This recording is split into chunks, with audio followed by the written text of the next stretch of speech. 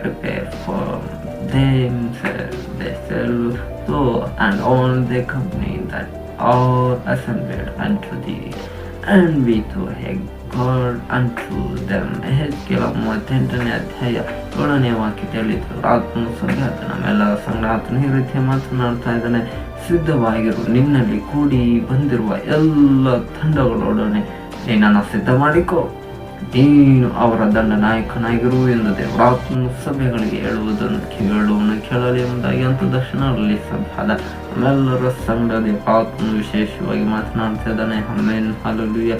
ಹಾಗಾದರೆ ದೇವರು ಯಾವ ದೇಶಕ್ಕೆ ಪರವಾಗಿ ದೇವರಾತ್ಮನು ಈ ವಾಕ್ಯವನ್ನು ಮಾತನಾಡಿದ್ದಾನೆ ಎಂಬುದಾಗಿರುವುದಾದರೆ ಎಹೆಜ್ಕೇಲ 38ನೇ ಅಧ್ಯಾಯ 2ನೇ ವಾಕ್ಯದಲ್ಲಿ ಅಲ್ಲಿ ನರಪುತ್ರನೇ ರೋಷನವರಿಗೆ ವಿರುದ್ಧವಾಗಿ ಪ್ರವಾದಿಸು ಎಂಬುದಾಗಿ ದೇವರಾತ್ಮನ ತನ್ನ ವಾಕ್ಯವನ್ನು ನುಡಿಯುವವನಾಗಿರ್ತಾನೆ.